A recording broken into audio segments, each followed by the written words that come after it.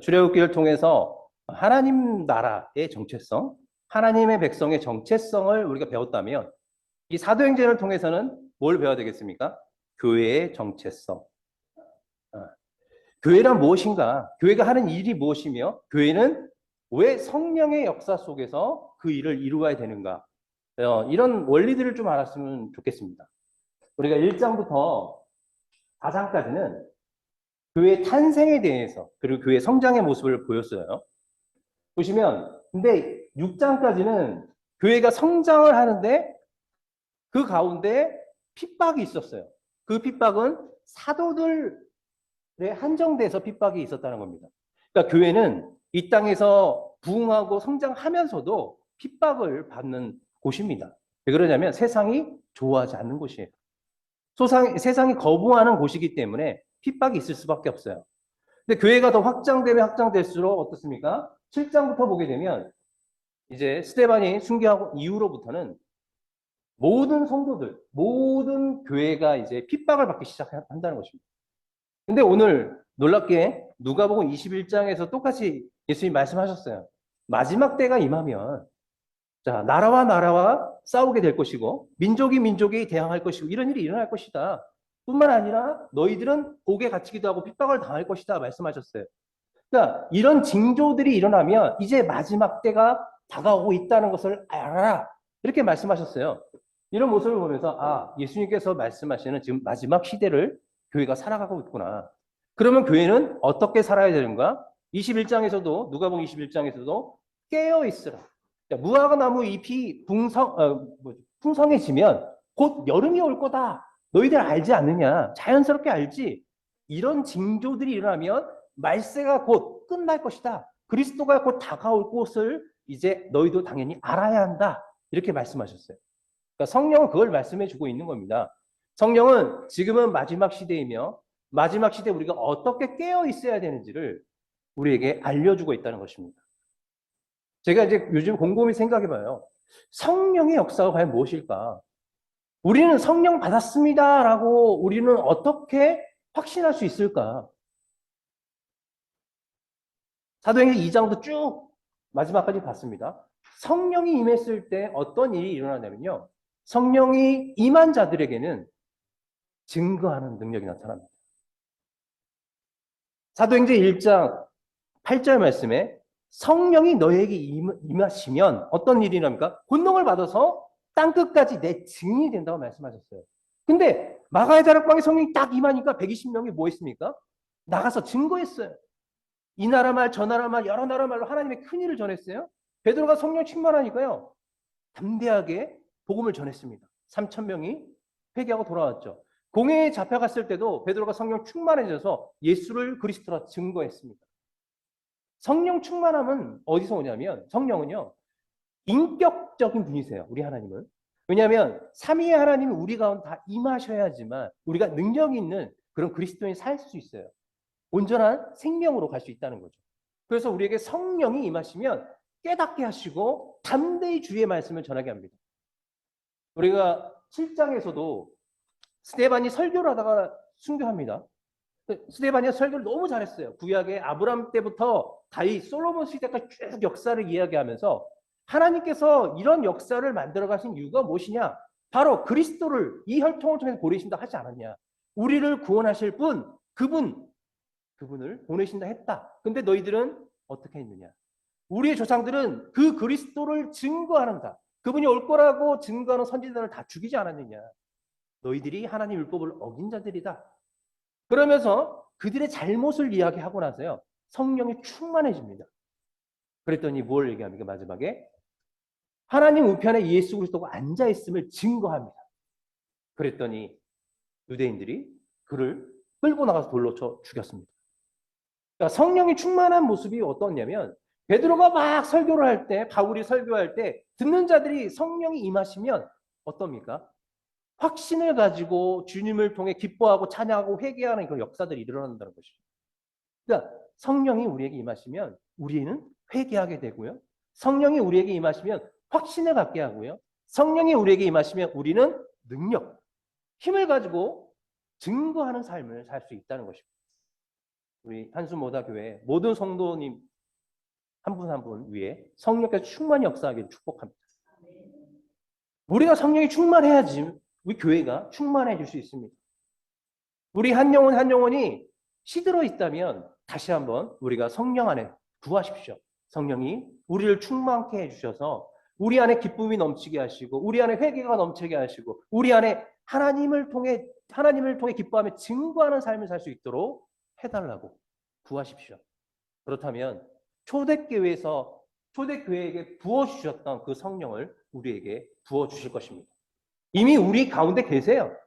그러니까 구하고 찾고 두드린 자에게 주신다고 말씀하셨어요. 우리 안에 성령을 충만케 역사하기 위해서 우리가 하나님의 말씀을 더 공부하고 기도하고 묵상함으로써 또 하나님의 그 충만한 은혜를 받아 누리며 증거하는 삶을 사시기를 다시 한번 축복합니다. 자, 이제 교회가 이제 딱 성장했어요. 이제 교회가 막 부흥하기 시작합니다. 그랬더니 5장을 봤더니 어떤 일이 일어납니까? 문제가 나타나기 시작합니다. 아나니아 삽비라.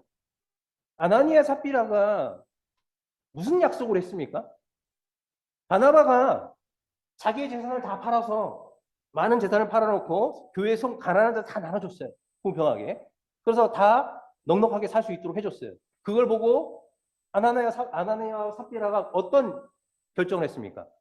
우리도 그 밭을 팔아서 내놓겠다. 근데 어땠습니까? 다 내놓지 않았죠. 자기가 한 말을 지키지 못했어요. 근데 오늘 본문에서는 뭐라고 얘기합니까? 거짓말해서 아나니아 삽비라가 죽었습니까?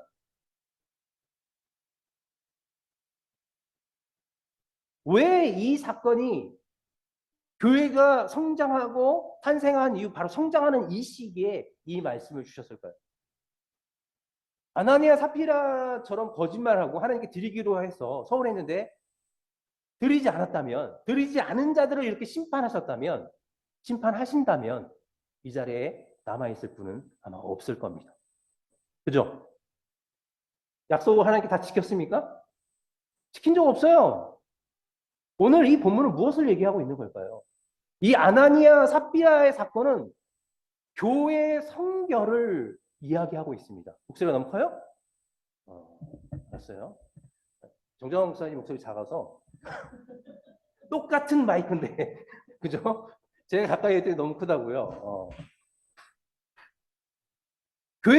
교회의 성결, 교회는 어떤 곳으로 성장돼야 되는가? 교회의 본질이 무엇인지를 보여주고 있다는 것입니다.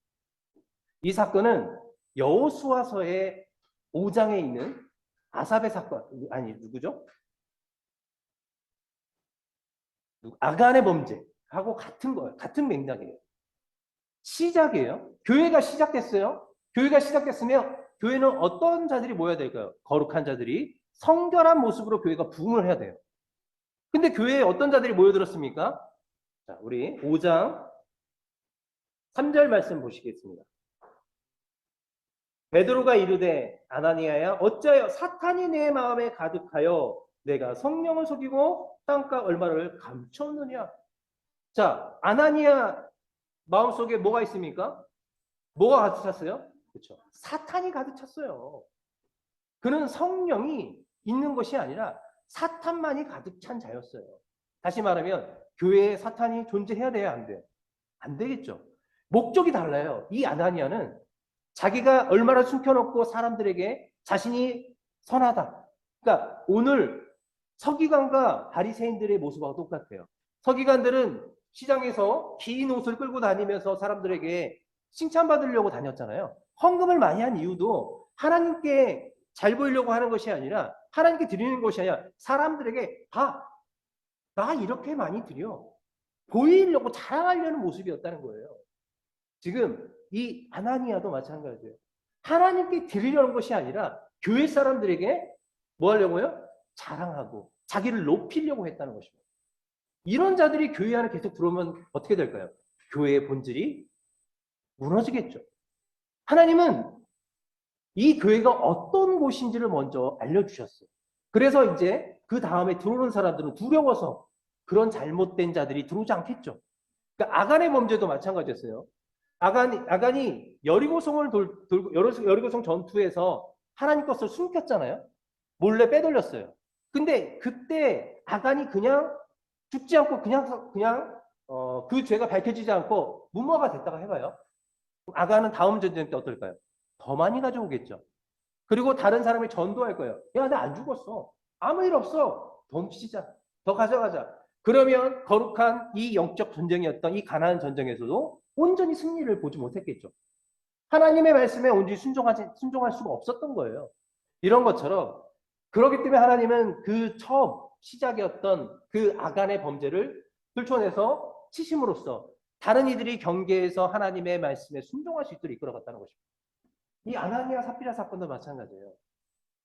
초대교회가 이제 성장하기 시작합니다. 왜?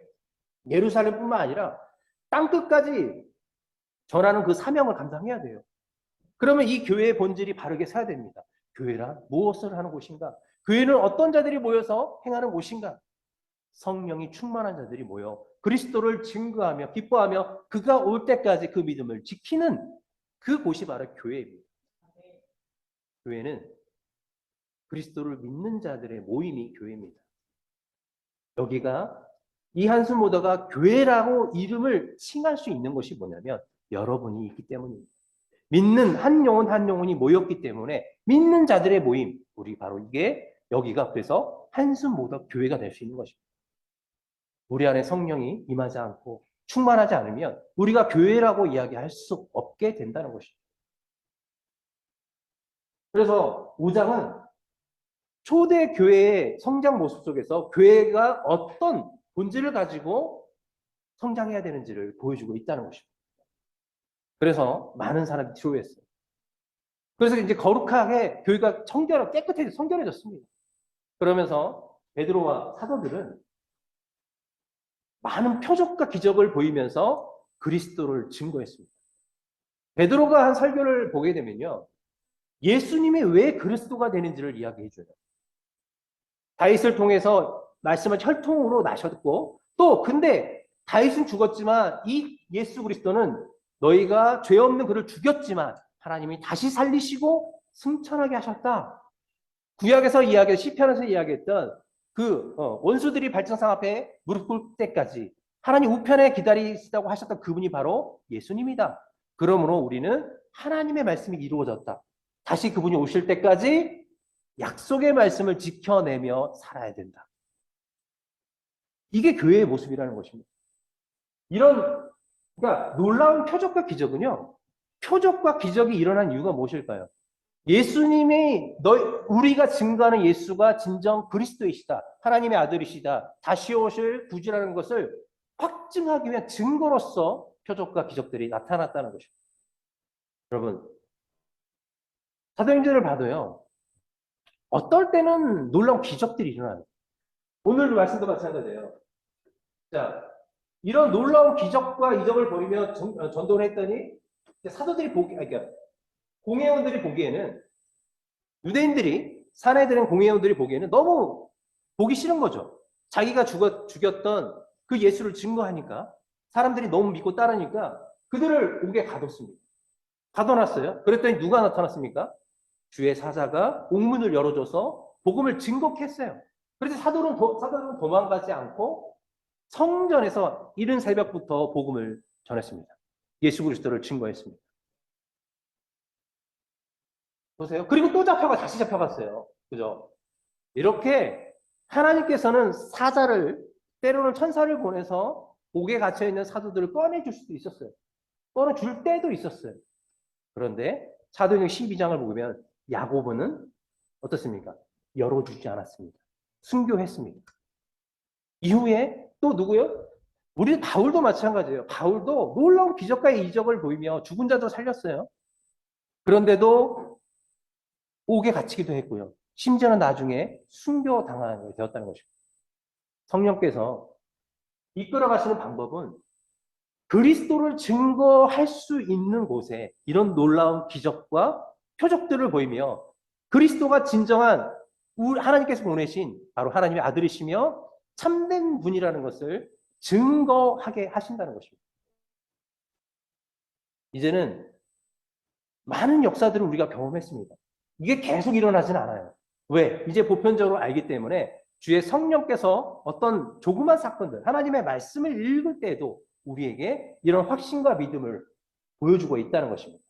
여러분, 성경을 읽으면서 아, 그렇구나. 이런 확신이 들 때가 있습니까? 이때가 바로 성령이 여러분을 역사하실 때입니다. 아멘 하시고 그 말씀을 받으시고 더 확실하게 그 말씀을 깨닫게 해달라고 구하십시오. 그러면 더욱더 확신, 그 말씀을 가지고 확신을 갖게 하셔서 기도하게 하시고요. 그 말씀을 가지고 확신을 가지고 나아가게 하십니다. 그런 역사가 여러분의 있기를 축복합니다. 자, 이렇게 이제 잡혀가서도 이 베드로 전서 후서를 썼지만 글도 못 쓰는 자예요. 공부를 해본 적이 없어요. 근데 구약의 말씀, 이 모든 원리를 가져다가 그리스도를 놀랍게 증거하는 자였다는 것입니다. 성령의 충만함을 받은 자였죠. 자, 그래서 이제 이 사내들인 공회원들이 이들을 죽이려고 했지만 죽일 만한 그런 근거를 찾지 못했잖아요. 그래서 이 가마니엘이 중개함으로써 그들은 풀려났습니다. 핍박은 계속 있었어요. 그죠? 그래도 끝까지 이 초대교회는 이 성령의 역사 속에 예수를 그리스도라, 구주라 증거하는 일을 멈추지 않았다는 것입니다. 이 사건 이후에 교회가 얼마나 부흥했습니까? 헬라파. 자, 예루살렘에는 회당들이 참 많았다고 합니다. 우리는 성전 이렇게만 생각하잖아요. 예루살렘에 회당이 약 480개 정도가 있었다고 합니다. 회당은 뭐 하는 곳입니까? 모여서 하나님 말씀을 강론하고 나누고 배우고 이러는 곳이에요. 토론하고 나누는 곳이에요. 이런 회당이 엄청 많았어요. 뿐만 아니라 믿는 자들이 많아졌어요. 그러니 이제 사도들이 이 모든 일을 감당할 수가 없었습니다. 왜냐하면 교회는 있는 사람만 누리는 곳이 아니라 있는 자 없는 자 모두가 함께 나누는 공간이었죠. 그러다 보니 가난한 자들이 들어오면 그들을 돌봐줘야 돼. 그들이 넉넉히 살 수 있도록 도와주며 또 그들이 잘 하나님의 말씀을 모르는 자면 가서 알려주고 세워주고 하는 일을 해야 돼, 사도들이. 근데 숫자가 많아지니까 어떻게 했습니까? 사도들이 다 빼먹고 하는 거죠. 그러니 이제 이 헬라파 과부들, 연약한 자들이 불만이 많았습니다. 교회에 어려움이 있었어요. 그래서 이 사도들은 무엇을 결정했습니까? 자, 우리를 대신할 일꾼들을 뽑자. 그래서 누구를 뽑습니까? 7 집사를 뽑았죠. 모세에게 우리가 출애굽기를 배웠잖아요. 출애굽기 18장에 보게 되면 그러니까 모세가 아침부터 저녁까지 계속 백성들 재판하고 있었어요. 백성들은 쭉 줄을 서고 하루 종일 모세의 재판을 기다리고 있었죠. 그 모습을 이드로가 봤어요. 모세 장인이 딱 보고 나서 모세야 이건 옳지 않아. 너에게도 좋지 않고 백성들에게 좋지 않는 일이야. 그러니 뭘 세워라? 천부장, 백부장, 50부장, 10부장. 그래. 이런 일꾼들을 세워서 함께 동역해라. 그리고 이 말씀을 가르쳐라. 사도들은 어떻습니까? 7 집사를 세워서 이 일을 할 수 있도록 했어요. 근데 이 7 집사를 뽑았어요. 자, 7 집사를 뽑는 기준이 무엇입니까? 지혜 있고 성령 충만한 자. 그냥 뽑은 것이 아니라 그들이 성령 충만하고 지혜 있고 보기에도 본보기가 되는 자들을 뽑아서 그 일을 행할 수 있도록 했습니다. 자, 사도들이 7 집사를 뽑은 이유가 뭐예요? 자신의 일을 그들에게 맡긴 거죠. 그러면 자기가 편하려고 막 그런 거예요? 그러면 사도들은 뭐 하려고요? 사도들은 뭐 하려고 7 집사를 뽑았을까요? 성경 사도행전 별로 안 읽어보셨나요? 제가 이제 이럴 때 있어요. 사도행전을 네? 사도행전을 이게 성경을 좀 읽어야지만 얘기가 되는데 안 읽어오시면 어디까지 설명을 드려야 될지 잘 몰라서 뭐 하려고? 찾아야 되겠네 그러면. 네? 네? 6장 4절? 자, 같이 읽어볼게요. 6장 4절. 6장, 사도행전 6장 4절 시작. 우리는 오로지 기도하는 일과 말씀 사역에 힘쓰리라 하니. 맞죠? 사도들이 말씀 준비하고 기도하면서 그들에게 이제 그리스도가 왜 우리의 구세주가 되며 하나님께서 말씀 구약의 말씀들을 온전히 이루신 분이 이분이라는 것을 연구하고 또 확증해서 전하는 일이 얼마나 귀중한지 알았기 때문에 이 일에 힘쓴다는 거예요. 그러니 다른 일들은 자 집사들이 하십시오. 아시겠습니까? 권사님, 집사님, 그죠? 우리 정정화 목사님이 열심히 말씀과 기도할 수 있도록 우리가 도와야 되겠죠? 아멘입니까? 아멘 안 하시는데요? 아멘이십니까? 아니, 김성기 집사님은 끄덕만 했어. 아니, 입으로 저는. 아멘이십니까? 네. 이렇게 이제 교회는 등욕하는 곳이에요. 그 직분에 맞춰서 우리가 함께 세워나가는 것입니다. 여러분, 여러 가지 모습으로 열심히 잘 하고 계신 걸 알고 있습니다. 좀 더 하나가 돼서, 마음이 하나 돼서 함께 하시기를 축복합니다. 근데 이 일곱 집사가 구제하는 일만 하는 것이 아니었습니다. 이 스데반은 어떤 자였습니까? 지혜와 성령이 충만한 자였어요. 자, 우리 8절 보세요. 스데반이 은혜와 권능이 충만하여 큰 기사와 표적을 민간에 행하니. 자, 사도들과 같은 모습으로 어떻습니까? 권능이 충만해서 큰 기사와 표적을 민간에게 행했대요. 자, 구절을 보게 되면 자, 많은 사람들이 쫓아왔어요. 온 사람들이 여기 이른바 자유민들 쭉 가면서 온 사람들이 회당에서 어떤 자들이 일어나서 그러니까 이 스데반이 여기저기 회당을 다니면서 그리스도를 증거하는 거였어요. 그리고 뭐 놀라운 기적과 표적들을 나타내면서 일을 행하니까 회당에 있는 이 헬라파 유대인들이 찾아와서 뭐라고 얘기합니다. 논쟁을 하기 시작합니다. 야, 정말 맞아? 그리스도가 죄 없이 죽은 거 맞아? 그리스도가 구약에서 약속하신 그 예수님이 맞아? 그분이 맞아? 아니면 어떻게? 계속 따져도 스데반은 확실하게 예수님께서 구약에서 하나님께서 보례식으로 약속하셨던 그분이다. 그분이 지금 하나님 우편에 계시면 다시 오실 분이라는 것을 논쟁에서 지지 않았습니다. 승리하는 자였습니다.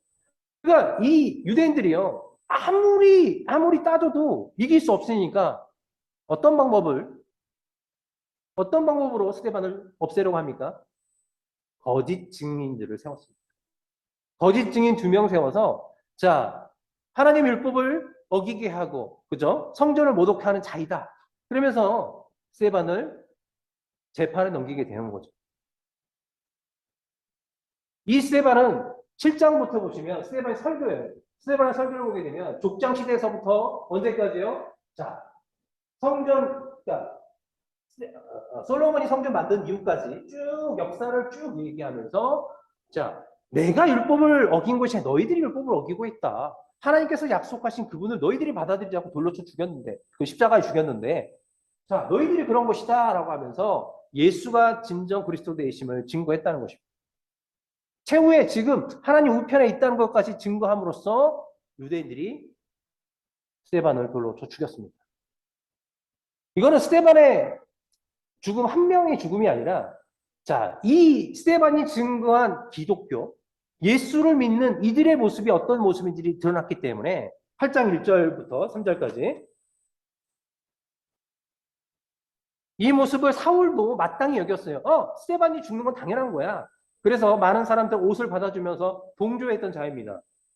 자, 1절 중반부터 자, 그날에 시작. 그날에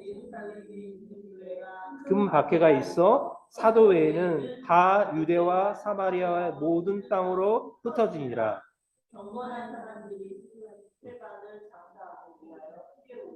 1절만 하면 돼요. 자, 보세요. 사도들 몇 명 외에는 모두가 어떻습니까? 흩어졌어요. 다른 지역으로 다 떠날 수밖에 없어요. 왜요? 핍박이 있었기 때문에.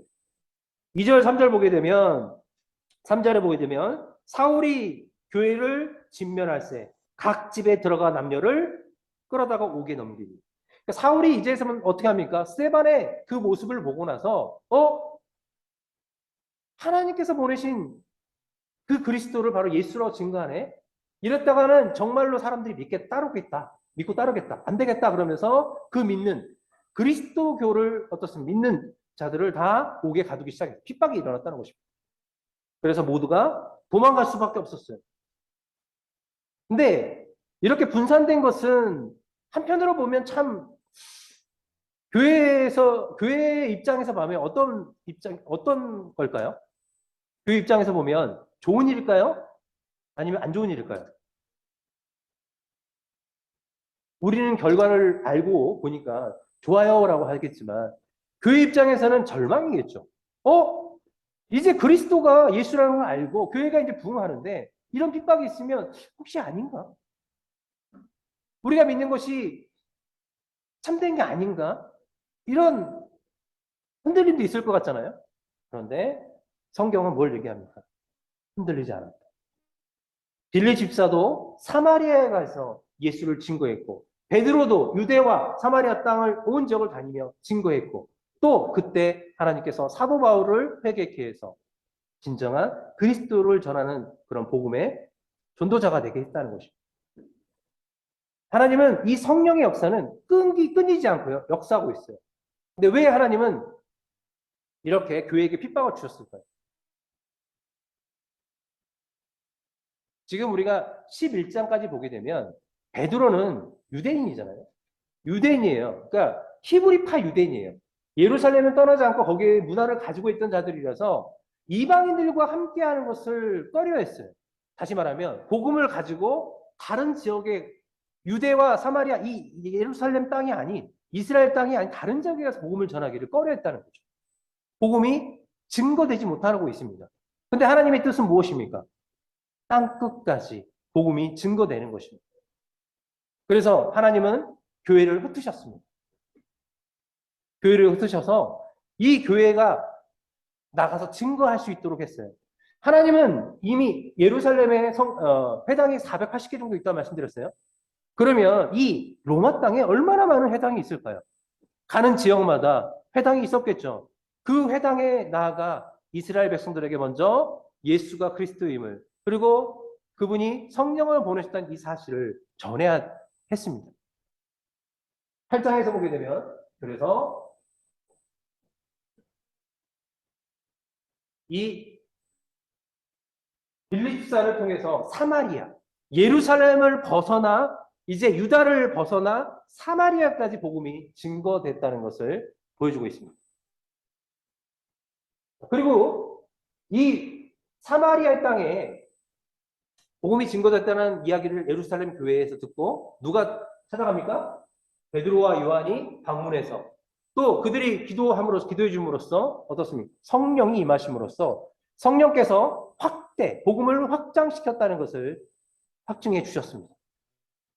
베드로와 요한은요, 돌아오면서까지 사마리아 지역과 유대 지역을 돌아오면서 계속 복음을 전하는 일을 했습니다. 이제 예루살렘을 떠나 유대와 사마리아까지 복음이 증거됐습니다. 그래서 8장은 이 빌립 집사가 또 어디까지? 우리가 아는 에디오피아 들어보셨죠? 구스 들어보셨죠? 구스라는 구약에서는. 구스가 에디오피아예요. 그러니까 우리가 아는 이집트 아래쪽에 있는 나라죠. 이 에디오피아 내시에게 복음을 전함으로써 자, 복음이 이스라엘 백성이 아닌 다른 민족들에게 복음을 전해주고 있다는 것을 간접적으로 보여주고 있는 거죠. 복음이 계속 확대되고 있음을 보여주고 있다는 것입니다. 이제 베드로의 전도 여행인데요. 10장에서도 나온 것 같아요. 9장 후반부였나? 이건 좀 이따 더 얘기하고요. 이제 9장에서는 이제 본격적으로 이방인들에게 복음이 증거되려고 했는데 그러니까 히브리파 유대인들은 걸림돌이 너무 많아요. 율법에 매인 게 너무 많습니다. 스테반도요, 헬라파 유대인이에요. 자, 믿는 유대인이지만 헬라의 그런 문화들을 받아들여서 가지고 있던 유대인들이기 때문에 더 많이 넓어진 자들이라는 거죠. 그래서 헬라파 유대인 중에 하나님께서 한 사람을 선택하셔서 이방인들을 전할 수 있는 사도를 세우십니다. 누구입니까? 우리가 잘 아는 누구를 세워서 이방인의 사도로 세우셨어요? 사울? 그렇죠. 아니, 바울이라고 불리는 사울이죠. 사울을 어디서 회개하겠습니까? 예루살렘에서 집집마다 돌아다니면서 믿는 자들을 잡아 가두는 일을 했어요. 그런데 다 도망갔죠? 다 분산됐어요. 그랬더니 이제 이 다메섹에 아나니아라는 제자가 있대요. 5장에 나오는 아나니아가 아니고요. 다른 인물입니다. 이 아나니아라는 이 제자가 이끄는 이 다메섹에 그리스도인들 따르는 그룹이 있다고 얘기 들었어요. 그래서 그들을 잡으려고 대제사장에게 공문을 받아서 가지고 갔습니다. 예루살렘을 벗어나 여러 지역에 있는 교회들까지 핍박하기 위해 찾아갔던 것입니다. 가는 길에 누굴 만났습니까? 예수를 만남으로써 그분이 진정한 부활하신 그리스도라는 것을 알게 되며 회개하게 되었다는 것입니다. 그래서 9장은 바울이 예수님을 만나고 나서 어떤 변화가 일으켰는지를 보여주고 있어요. 바울이요, 회심했어요. 회심하고 나서 거기서 이제 자신이 만난 그리스도를 증거하게 됩니다. 지금 다메섹에 간 이유가 뭐였어요? 예수 믿는 자 잡아 가두려고 했잖아요. 근데 가서 뭘 했냐면 가는 길에 예수님을 만나서 예수를 증거하는 자로 바뀌었다는 것입니다. 예수를 증거하니까 사람들이 믿겠어요, 안 믿겠어요? 저거 거짓말인 것 같다. 의심하게 되겠죠. 바울은 그때 약 3년 가까이 아라비아 광야에서 갈라디아서를 보게 되면 나와요. 아라비아 광야에서 신의 산이기도 하겠죠. 거기에 가서 성령을 통해서 예수를 직접 예수님이 그리스도가 됨을 확증하고 돌아오게 됩니다. 돌아와서 이 다메섹에서 전도를 하다가 문제가 있어서 도망 나와 예루살렘에 오게 된 거죠. 예루살렘에 도착해서 제자들을 만나서 이야기하고 싶었어요. 제자들. 근데 누구만 있었습니까? 야고보. 이 야고보는 누구요? 예수님의 동생 야고보일 겁니다. 야고보밖에 없고, 그래서 이제 이 예루살렘에서도 사도 바울을 믿지 않겠죠. 사람들이 그를 비난하면서 죽이려고 하자 사도 바울을 피신시키는 일이 있었습니다. 그래서 사도 바울은 다소에서 또 약 10년 동안 머물러 있었어요. 우리가 학자들을 보게 되면 어떤 학자들은 3년을 포함해서 10년이다 이야기하시는 분도 있고요. 3년을 포함해 약 13년 동안 다윗과 같이 다소까지 총 13년을 기다렸다가 이 안디옥 교회가 세워지면서 이 예루살렘 교회에서 바나바를 안디옥 교회로 파송해요. 그때 바나바가 다소로 가서 사울을 데리고 와서 이 안디옥 교회 1년 동안 함께 가르칩니다. 이때까지 약 13년 시간이 흘렀다라고 주장하시는 분들도 있어요. 보시면 성령께서는 이 교회를 세우시고 어떻게 일을 하시냐면 이 땅끝까지 복음이 증거할 수 있도록 사람들을 세우시고 어떤 일들을 만드셔서 계속 그리스도가 바로 예수님이 그리스도가 되심을 증거하는 일을 이루어 나가고 있다는 것입니다. 이 일은 땅끝까지 복음이 증거되는 그 시간까지 예수 그리스도가 다시 오는 그 시간까지 성령은 끝까지 이루실 것입니다. 그리고 이제 중요한 사건이 뭐냐면 십장의 사건이에요. 네, 이 십장을 한번 펴보시기 바랍니다. 자, 십장에는 누가 나옵니까? 가이사라에 고넬료라는 사람이 있다 그랬어요. 자, 가이사라가 어디 있습니까? 네? 가이사라가 어디 있을까요? 읽어도 이제 그 가이사라에 고넬료라는 사람이 있는데 이 사람은 이달리아 군대 백부장이래요. 그죠? 고민이 안 되시죠? 그냥 그런 거보다 하니까 보시면 우리가 사마리아 위쪽에 보면 가이사라라고 있어요. 갈멜산 좀 밑에 쪽에 있어요. 갈멜산 좀 밑에 쪽에 해변가죠. 가이사라는 외워두세요. 머릿속에. 가이사라는 총독이 머물고 있던 그 관저가 있던 곳이에요. 명절만 되면 예루살렘으로 찾아와요. 내려와서 여기서 큰 명절에 많은 사람들이 모이기도 관리하러 오기도 해요. 그런데 일반적으로 총독은 가이사라에 있어요. 거기서 머물러 있습니다. 관저가 있습니다. 나중에 바울이 2년 동안 갇혀 있죠. 21장 이후로 보면 붙잡혀서 26장까지 약 2년 동안 감옥에 갇혀 있을 때가 있었어요. 거기가 어디냐면 바로 가이사라 총독 관저에서 2년 동안 갇혀 있었습니다. 자, 지금 현재 이게 지금 이스라엘 땅이기도 하지만 백부장이 가이사라 백부장이 지금 고넬료라는 백부장이 개종했습니다. 자기의 종교를 뭘로요? 유대교로 개종했어요. 그래서 선한 일을 베풀었어요. 하나님을 아는 자입니다. 근데 하나님은 이때 이 고넬료를 선택하셨어요. 이 고뇌를 통해서 하시고자 하는 이유가 무엇이겠습니까? 자, 이 베드로, 이 히브리파 유대인들, 이 사도들은요, 이방인들과 식사조차 하는 것들 꺼려했어요. 율법에는 금지되어 있기 때문에. 그래서 이 복음들이 쉽게 전해지지 않기 때문에 이 고뇌를 통해서 성령이 임하시고, 그리고 이들 또한도 하나님께서 구원했다는 것을 보여줘야 했기 때문에. 그래서 이 고뇌를 통해서 하나님은 어떤 명령을 하십니까? 고넬료에게 환상 가운데 나타나셔서 뭐라고 명령하셨어요? 어디에 있는 누구를 초청해라? 자, 4절 보시면 자, 하나님 앞에 네 기도가 상대되었다. 하나님이 기억하셨다. 그러면서 내가 지금 5절 사람들을 어디로 보내요? 요바로 보내요. 누구를? 베드로를 청해라. 베드로는 어디 있습니까? 요바에서 다비다를 살렸죠. 그러니까 이 예루살렘에서 떠나서 이 루타에서 중풍병을 걸렸던 베니야를 살리고 또 다비다를 요바에서 살렸어요. 요바에 지금 머물고 있었어요. 시몬 집이죠. 자, 여기에서 정심 때 기도하고 있을 때, 그죠? 여기서는 또 무슨 일이 일어났습니까? 가이사랴 고넬료 집에서는 환상 가운데 사람을 보내라고 했죠. 사람을 보냈어요. 그랬더니 이때 베드로에게는 어떤 환상이 하나님이 보여주셨습니까? 하늘에서 보자기가 내려 먹어라. 부정한 짐승인데 먹어라.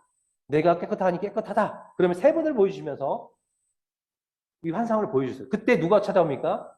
이 고넬료가 보냈던 하인들이 찾아옴으로써 하나님의 성령께서 그들을 만나고 따라가라고 명령하자 가이사라까지 찾아가서 가이사라에서 하나님의 말씀을 전했습니다. 예수 그리스도가 그리스도됨을 전하자 어떤 일이 일어났습니까? 이방인들에게도 성령이 임했습니다. 그랬더니 이 사건 이후에 11장을 보세요. 11장 1절 유대에 있는 사도들과 형제들이 이방인들도 하나님의 말씀을 받았다함을 들었더니 베드로가 예루살렘에 올라갔을 때 할례자들이 비난하여 자, 내가 무할례자의 집에 들어가 함께 먹었도다. 지금 유대인들이 또 비난하죠. 베드로를 야, 너 사도이면서 어떻게 이방인 집에서 먹어? 먹고 마시고 그러고 있었어. 그랬더니 베드로가 증거합니다. 자, 지금까지 있었던 사건. 하나님께서 나에게 환상을 보여줬고 고넬료에게 보여주고 이런 역사가 성령의 역사가 일어났다. 그 이유가 무엇이겠느냐? 유대인뿐만 아니라 주의 성령이 이방인들까지 다 임함으로써 그들까지 구원받을 수 있다라는 것을 말씀하고 있다. 그래서 하나님의 이들까지 다 온 백성을 구원하신다는 일이 이루어지고 있다라고 증거함으로써 이제 이방인들도 교회 안에 받아들일 수 있도록 인정이 되었습니다. 누가 그 당시에 가장 수제자라고 예수님이 수제자라고 할 수 있는 베드로가 이제 이야기했고 사도들이 선포했기 때문에 이제 이방인들을 만나는 거, 이방인들에게 복음을 전하는 것이 이제 합법화가 되었다는 거예요. 문제가 없었습니다. 그래서 이제 11장 후반부를 보게 되면 그때 어느 교회가 생겼습니까? 안디옥 교회에 대해서 설명하고 있다는 것입니다. 안디옥 교회가 그런 확증을 받은 이후로부터 직접 바나바를 파송하기도 하고 그 교회가 성장하면서 이 안디옥 교회가 이방 선교의 기지가 되었다는 것을 말씀해주고 있어요. 자, 22절 보세요. 11장 22절.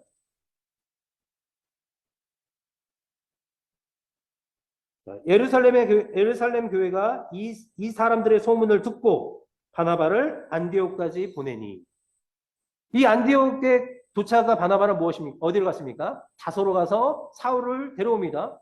사울을 데려와서 25절 어떻습니까?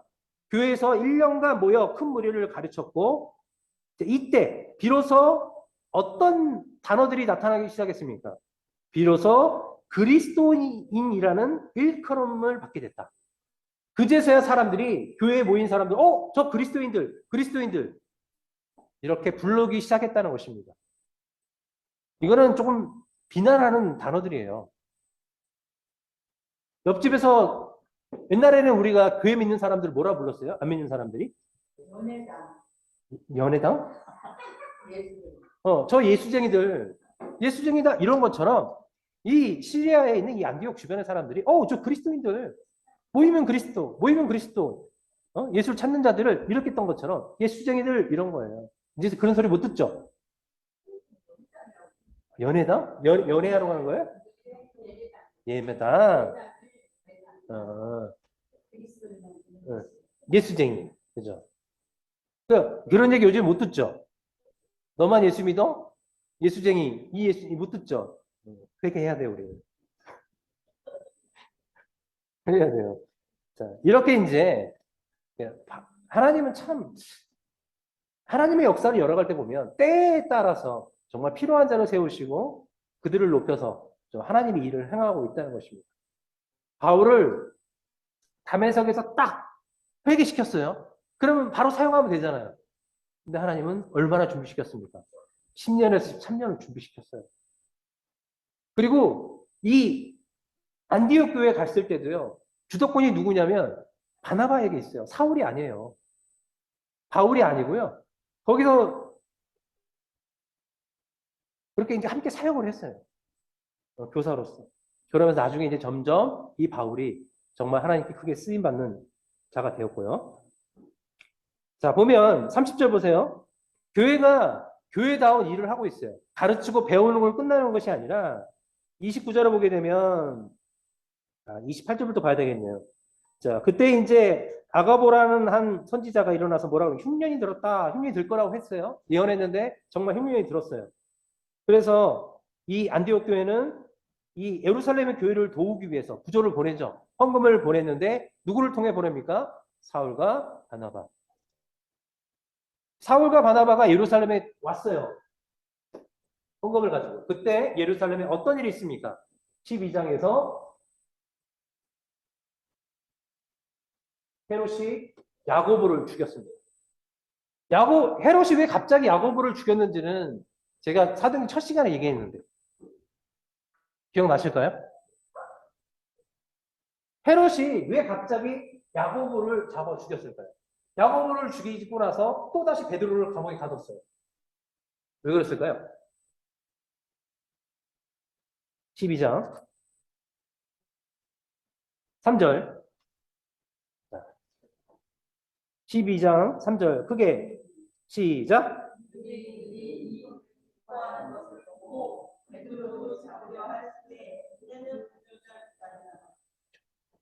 지금 현재 헤롯이 누구를 위해서? 유대인들이 좋아하는 일을 하나 생각한 게 뭐였냐면 그리스도인들 중에서 사도라는 자를 잡아 죽였더니 유대인들이 너무 기뻐했다는 거예요. 좋아하네? 나를 지지하네? 그래서 누구? 베드로까지도 잡았는데 죽이려고 했더니 그때는 명절 기간이었죠. 유월절 기간, 무교절 기간이라서 그 절기가 끝나면 죽이려고 했어요. 그죠? 그래서 그때 누가 나타났습니까? 주의 천사가 나타나서 베드로를 잠자고 있었죠, 베드로는. 그죠? 다음날 무교절이 끝나는 날이에요. 잘 읽어보시면 무교절이 끝나기 전날 베드로는 쿡쿡 자고 있어요. 그랬더니 천사가 와서 옆구리를 쿡 치면서 일어나.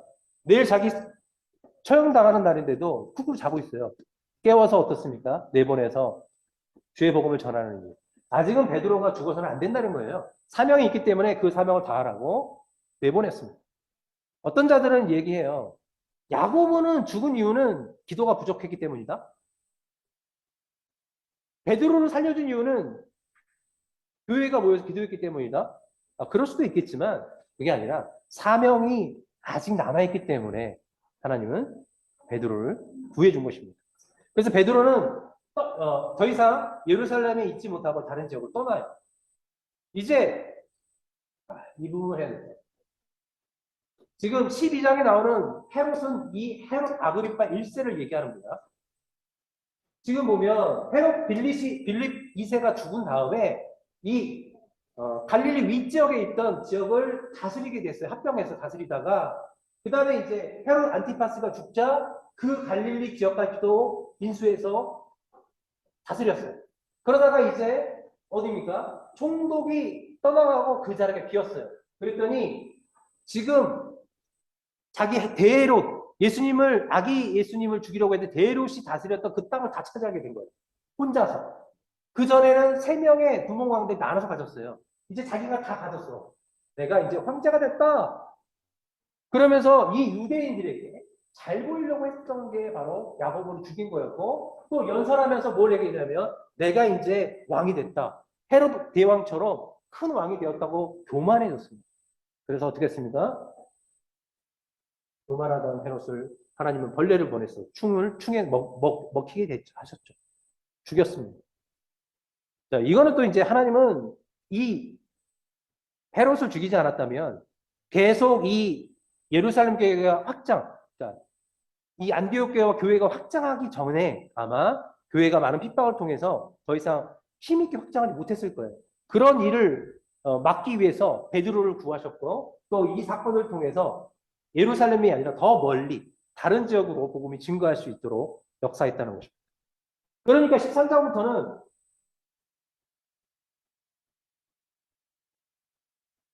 바울의 이제 전도 여행이 시작돼요. 예루살렘에서 이런 사건이 있는 다음에 보세요. 12장 25절 보세요. 바나바와 사울이 부조한 일을 마치고 마가라는 요한을 데리고 예루살렘에서 돌아오니라. 이제 수리아 안디옥에 돌아왔습니다. 돌아왔더니 뭐라고 얘기합니까? 자, 2절 보세요.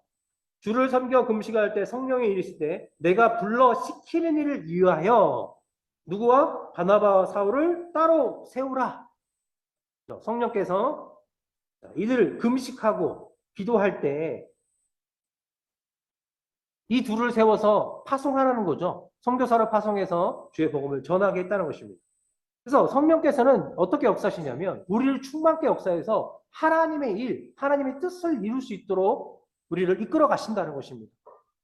늘 우리가 이렇게 늘 금식하며 기도하며 깨어서 하나님께서 원하시는 일이 무엇인지 우리는 그것을 아시고 성령 충만한 가운데 그 일을 행할 수 있기를 축복합니다. 그래서 이제부터 우리가 아는 전도여행이 시작됩니다. 전도여행은 나중에 유튜브에 돼 있던 윤경 목사님의 목소리가 있는 전도여행 지도를 보내주면 좋을 것 같습니다. 네. 전도여행을 보면 안디옥에서 시루기아, 그 다음에 살라미. 자, 보면 여기가 구브로라는 성이에요. 구브로. 이 구브로, 그러니까 바브라는 지역이고요. 살라미라는 지역이고, 이 섬 이름을 구브로라고 해요. 구브로.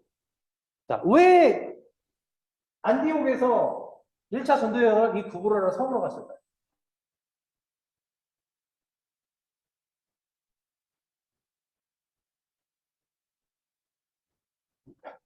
왜 그랬을까요? 어? 예? 시간 단축하기 위해서. 아니, 다른 적도 있을 거 아니에요. 일로 가면 되지. 아, 계산. 근데 바울은 2차 때는 바로 가요. 육로로. 3차 때도 육로로 갑니다.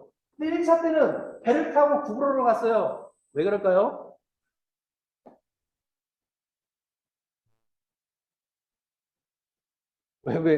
정정한 목사님 안전운전을 못하세요.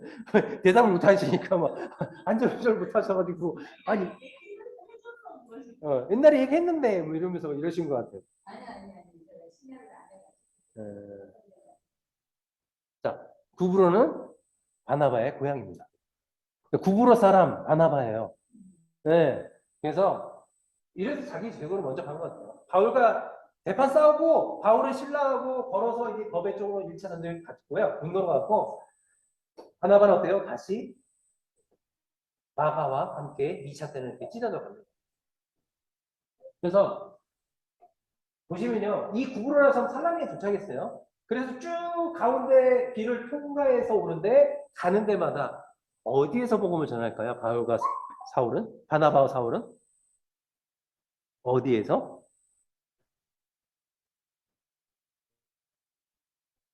그렇죠. 자, 6절 보세요. 6절.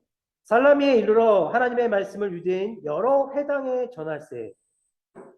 맞죠? 온 성 가운데로 지나서 회당을 전하고 지나서 바보라는 성에 왔어요. 바보는 누가 있는 곳입니까? 총독이 있는 거죠. 총독에게 복음을 전했을 때 서기오 바울 그리고 바예수라는 술사가 총독이 믿지 못하도록 방해했잖아요. 그때 여기 보세요. 이게 참 재밌는 게 뭐냐면 자 8절 보세요. 엘루바라는 사람이 있어요. 그죠? 7절 먼저 보세요. 자, 그가 총독 서기오 바울과 함께 있으니 서기오 바울은 지혜 있는 사람이라 바나바와 사울을 불러 하나님 말씀 듣고자 했어요. 자, 바나바와 사울을 불러 그렇죠? 9절 바울이라고 하는 사울이 성령이 충만하여 맞습니까? 13절부터 바울과 맞습니까? 그 다음부터는 바울입니다. 그 전까지 사울이었어요. 자, 이름을 왜 바꿨어요? 사울은 큰 자고 바울은 작은 자라서? 자, 말씀드리면 사울은 히브리식 이름이고요. 그러니까 바울은 로마식 이름이에요. 지금 바울이 누구에게 복음을 전해요? 누구에게? 유대인이 아니죠. 이방인들, 헬라파 이방인들에게 전할 때 어떤 이름이 더 친근감이 있을까요? 우리 미국 가서 마이클 이렇게 하거나 그죠? 피터 이렇게 편하죠. 그래서 장명 그러면 어? 그 사람이 딱 하기도 힘들잖아요. 피터 하면 알잖아. 그런 것처럼 영어 이름이나 얘기하면 훨씬 받아들이기 쉽잖아요. 똑같아요. 헬라인들이 받아들이기 쉬운 로마식 이름으로 복음을 전하는 때 이름 바꿨어요. 아예 자기 로마의 이름으로 복음을 전하다 보니까 많은 사람들이 거부감 없이 바울을 받아들일 수 있었다는 것입니다. 자, 이렇게 이제 복음을 전하고 어디로 넘어갑니까? 바탈리아로 넘어가서 버가까지 갔어요. 이 버가는 지금 굉장히 험난한 지역이었다고 합니다. 계속 갔더니 복음을 전하면 야 사람들이 많이 믿고 따를 줄 알았더니 별로 믿지도 않고 쫓아내기도 하죠. 자기를 거부해요. 그랬더니 아, 금수저였던 금수저로 태어난 마가라는 친구가 있었죠. 마가복음을 기록한 이 마가는 어떻습니까? 힘들어서 도망갑니다. 예루살렘으로 도망을 갑니다. 도망갔더니 어떻게 됩니까? 바울과 바나바는 이 사건 때문에 나중에 2차 전도일 때 시작하기 전에 이 마가를 데려간다. 데려가지 못한다. 이것 때문에 둘이 대판 싸고 찢어져서 따로따로 가게 되죠. 자, 그래서 이제 이 안디옥, 이고니온, 루스드라, 더베 이 큰 지역들인데요. 이 지역에 갔을 때마다 바울은 다 회당에 가서 복음을 전합니다. 회당에서 복음을 전할 때 믿는 자도 있고 강하게 반대하는 자들이 있었어요. 근데 이 반대하는 자들이 이 비스티의 안디옥에서부터 반대하는 자들이 쫓아와요. 이고니온까지 쫓아오고 루스드라까지 쫓아와서 바울을 방해합니다. 그래서 이 루스드라에서 바울은 어떤 일이 겪냐면 안전뱅이를 고치는 놀라운 사건도 있었어요. 그래서 제우스다, 헤르메스다 이 사람은 일반 사람이 아니다라고 경배를 받을 수도 있었어요. 사람들이 루스드라에서 이 사건을 보고 그 사건을 보고 그렇게 바울과 바나바를 경배하려고 했어요. 숭배하려고. 그런데 이 안디옥, 비시 안디옥과 이고니온에서 온 사람들이 많은 사람을 선동해서 거짓이다. 이들은 사기치는 자들이다. 그러면서 이 바울을 돌로 쳐 죽입니다. 그래서 갖다 버렸어요. 죽은 줄 알고. 근데 저는 아마 이때 바울이 삼청천 하나님의 나라를 봤을 때가 이때였을 거라고 저는 생각을 해요. 돌에 맞아서 죽은 줄 알고 버렸거든요. 근데 나중에 벌떡 일어나서 깨어났거든요. 하나님이 다시 살려주셔서 그러니까 거베까지 가서 복음을 전했어요. 근데 놀라운 것은 자기를 죽이고 핍박했던 지역을 다시 돌아보면서 다시 돌아와서 장로들과 제자들을 세워놓고 돌아왔다는 게 놀라운 것입니다. 자기를 죽이려 했던 그 공간에 자기를 거부하고 핍박했던 그 공간으로 다시 돌아갔다는 것입니다. 저는 그래서 복음은 한 번 전해서 안 되는구나. 제자가 반드시 쓸 때까지 지속적으로 찾아가서 이야기하고 계속 권면하고 증거를 보여줘야 되는구나. 그 제자가 온전히 쓸 때까지. 바울은 그래서 1차 전도여행했던 이 지역을 언제까지요? 3차 전도여행도 계속 돌아보고 계속 그들에게 편지를 하고요. 계속 돌아보고 있다는 것입니다. 그래서 우리의 만남은 여기까지가 아니라 또다시 만남이 있을 거고요. 더 준비된 모습으로서 서로 만나면 더 복된 시간이 될 것입니다. 이런 건 천천히 해야 되는데 시간이 없어서 벌써 끝내야 되는 시간인데요. 15장은 1차 전도의 여행을 와서 이제 예수님을 믿는 이방인들이 많아졌어요. 근데 문제가 뭐였어요? 이방인들에게 할례까지 시켜요. 율법대로 그들을 율법으로 끌고 들어. 할례 받지 못하면 구원받지 못한다. 이러다 보니까 이방인들이 이제 율법에 매이는 일이 되는 거잖아요. 그래서 구원을 이 율법을 같이 이방인들이 지키게 해야 되는 것인가 말아야 되는가 이런 문제가 논쟁이 있을 때 안디옥 교회에 논쟁이 있었나 봐요. 그것을 가지고 예루살렘 교회에 찾아가서 그 논쟁을 해결합니다. 예루살렘에 회의가 열렸습니다. 자, 이방인들에게도 할례를 행해야 됩니까? 율법대로 그들 지키게 해야 됩니까? 그랬을 때 야고보와 베드로가 뭐라고 얘기합니까? 아니라고 얘기하죠. 그들에게 그러니까 보세요. 15장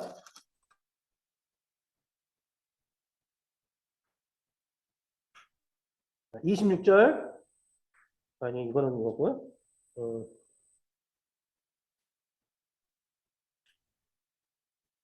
주차 때리고 19절 그러니까 20절 보게 되면 할례를 괴롭게 하지 마라. 다만 우상의 더러운 것과 음행과 목매어 죽인 것과 피를 멀리 하게 하라. 그러니까 피를 함부로 하지 마라.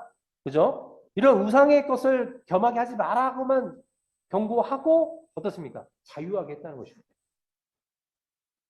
그리스도의 복음은 율법으로 구원을 얻는 것이 아니라 믿음으로 구원을 얻기 때문에 그 사실을 증명함으로써 이방인들에게 어떻습니까? 무거운 짐을 지우지 않았다는 것입니다. 그리고 또 이 사건을 통해서 중요한 게 뭐냐면 22절 보게 되면 사도들과 장로와 온 교회들이 모여서 뭐라고 합니까? 사람을 택하여 바울과 바나바를 함께 안디옥으로 보냈어요. 자, 이 사건을 통해서 바울은 이제 안디옥 교회, 아니, 예루살렘 교회에서 공식으로 인정된 지도자가 되는 것입니다. 그래서 이제 2차 전도 여행 때부터는 보고를 어디다 하냐면 돌아와서 예루살렘 교회에 보고하고 안디옥 교회 가서 보고를 해요. 두 군데를 다 보고를 하게 되더라고요. 공식적인 이제 사도로서의 역할까지도 인정받게 되었다는 것입니다. 이제 2차 전도 여행이 시작됩니다. 15장부터 2차 전도 여행인데 찢어지죠. 바나바와 마가는 구브로로 가고 이제 바울은 누구와 신라와 함께 전합니다. 근데 1차 때 복음을 전했고요. 아시아로 계속 가려고 했죠. 바울은 아시아로 가려고 했는데 못 갔어요. 성경이 막았어요. 아마 이때 어떤 정책들이 일어나서 이 지역을 못 오게 했을 거예요. 자, 어떤 분들은 아시아로 가려고 했다. 그래서 중국으로 오려고 했다. 우리 한국으로 오려고 했다 하신 분들이 있어요. 그게 아니라 여기가 소아시아 지역이거든요. 이 에베소 쪽으로 가려고 했어요. 에베소 쪽으로 오려고 했는데 못 와서 어떻습니까? 무시아 드로아 지역에 가서 하나님께서 마게도냐 사람이 도와달라는 그런 환상을 보게 해서 유럽으로 넘어가서 유럽의 복음이 증거되었습니다. 그래서 2차의 전도 여행 때는 자, 뭐가 중요하냐면 우리가 보시면 빌립보는 회당이 없는 데서 교회가 만들어졌고요. 루디아를 통해서. 자, 고린도 교회가 약 1년 6개월 동안 바울이 머물면서 교회를 세웠던 곳이라 생각하시면 돼요. 이 고린도 전후서가 있잖아요. 이 고린도 교회는 바울이 세운 교회잖아요. 나중에 바울을 2번이나 거부하는 곳이에요. 바울이 찾아가서 만나주지 않는 그런 곳이기도 했어요. 때로는 반대하기도 하고 때로는 적극적으로 돕는 교회이기도 했습니다. 이렇게 전도 여행을 통해서 쉬지 않고 바울은 복음을 전했다는 것입니다. 그래서 3차 전도 여행은 왜냐면 이미 이 유럽과 이 아시아 지역이 복음이 어느 정도 증가됐잖아요. 근데 3차 전도여행의 중심이 뭐냐면 이 예배소, 이 소아시아 지역을 못 갔어요. 3차 전도여행은 이 소아시아 지역이었던 어디입니까? 이 에베소에서 약 3년 동안 사역을 합니다. 우리가 보면 뭐 어디죠? 갑자기 생각이 안 나는데 에베소에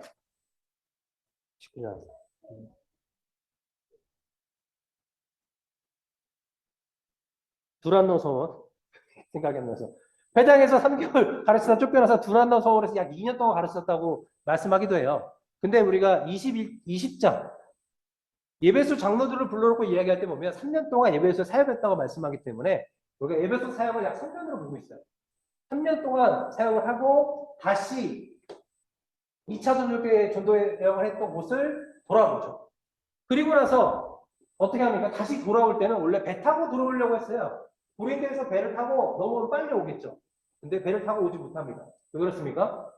배를 타고 가려고 하면 유대인들이 벌써 바울을 죽이려고 음모를 꾸민 게 있었기 때문에 육로를 통해서 그 자를 피해서 다시 예루살렘까지 옵니다.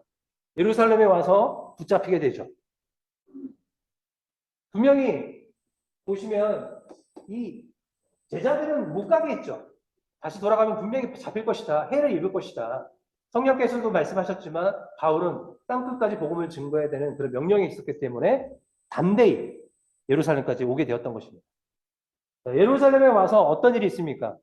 율법을 어기는 자가 아니다. 하나님의 율법을 지키는 자다. 그러면서 자기 제자들을 데리고 서원 예식을 행하려고 했던 거예요. 이방인들이었지만 그들을 데리고 행하려고 하다가 유대인들이 거짓으로 바울을 고발하는 바람에 바울이 붙잡히게 되었습니다. 그래서 바울은 예루살렘에서 붙잡혀서 죽을 뻔하다가 율료 우리 천부장이 그를 살려 가이사라에 이동했습니다. 데리고 갔어요. 그래서 가이사라에서 약 2년 동안 같이 있었죠. 총독들, 그러니까 바울이 죄가 없었기 때문에 같이 있었던 거죠. 풀어주게 되면 문제가 소요가 일어날까봐 풀어주지 않았습니다. 2년 뒤에 새로운 총독이 일어나서 정말 바울이 정말 죄인인지 없는지를 판단하며 그때 바울이 로마에 있는 황제에게 상소합니다. 재판을 요청해서 이제 어디까지입니까? 로마까지 가게 되었다는 것입니다. 유라굴라 태풍을 만날 때도 이 미양에 머물러 있다가 더 움직여서는 안 된다. 그랬더니 이 배가 이 베릭스라는 지역까지 가겠다. 여기다가 유라굴라 풍덩을 만나서 멜리드 성까지 넘어가게 된 거죠. 이러면서 바울은 하나님의 성령의 인도하심 속에서 하나님께서 말씀하신 대로 이방인의 왕, 황제 앞에까지 가서 복음을 증거하는 그 사명을 다할 수 있었습니다. 사도행전 28장은 끝나지가 않았죠. 바울이 로마에 가서도 2년 동안 갇혀 있었어요. 그러니까 셋집에 머물면서 재판하기 전까지 좀 자유롭게 많은 사람들을 만날 수 있었어요. 그 만날 때마다 뭘 했냐면 예수가 그리스도이심을 증거했다는 것입니다. 여러분, 우리의 잭팟 바로 예수 그리스도이십니다. 우리가 예수님을 통해서 예수님을 믿음으로써 성령을 받았고요. 예수님을 믿음으로써 우리는 하나님의 자녀가 되었습니다. 영원히 하나님의 백성으로 살아갈 수 있는 놀라운 행운을 얻었다는 것입니다. 이런 행운을 늘 간직하며 우리 안에 있는 성령께서 이 기쁨을 충만케 해달라. 우리 안에 늘 충만함으로 역사해서 이 기쁨을 누리며 담대히 복음을 전하는 그런 승리자가 될 수 있기를 축복합니다. 기도하겠습니다.